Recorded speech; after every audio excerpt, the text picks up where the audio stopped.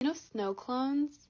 Like the phrases that are actually a template that you personalize every time. Real quick, I shaved off all my facial hair this morning and I'm not thrilled with how I look without it, so I'm using the filter.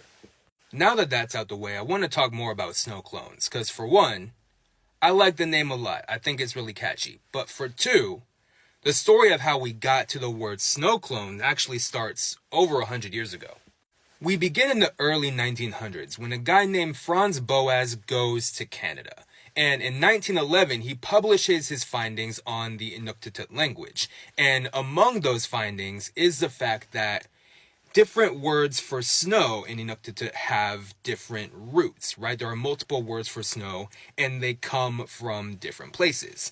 And it's worth noting that you can say the same thing about English, right? Like, we have rivers and seas and ponds and lakes and oceans, and all of them is bodies of water, but the roots come from different places.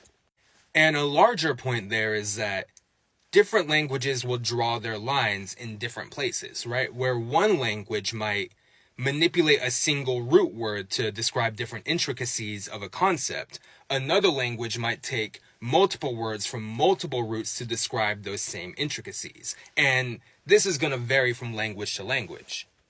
Now, we pick up this story again in 1940, when a guy named Benjamin Lee Whorf comes along. And you might recognize Whorf from the sapir-whorf hypothesis, or maybe you recognize him from coining the word allophone, or maybe something else.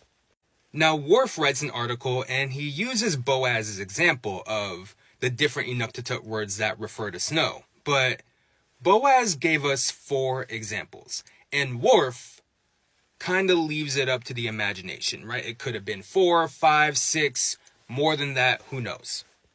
And Whorf's vagueness ends up snowballing out of control.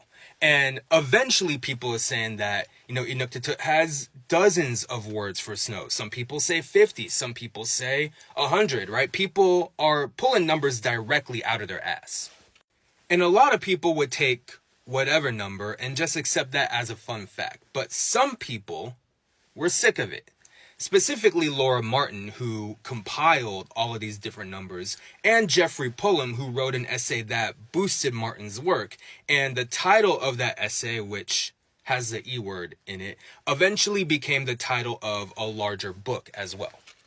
Now, Pullum's book comes out in the early 90s, but he doesn't stop fighting this fight. He wants you all to know that claims of Inuktitut or other Inuit languages having an abnormally large amount of words for snow is sloppy at best.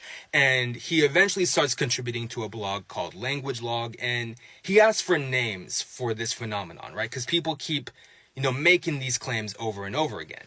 And in 2004, a guy named Glenn Whitman comes up with snow clone, which is based off a snow cone and is meant to describe journalistic cliches in the same or similar form as Inuktitut has 50 words for snow.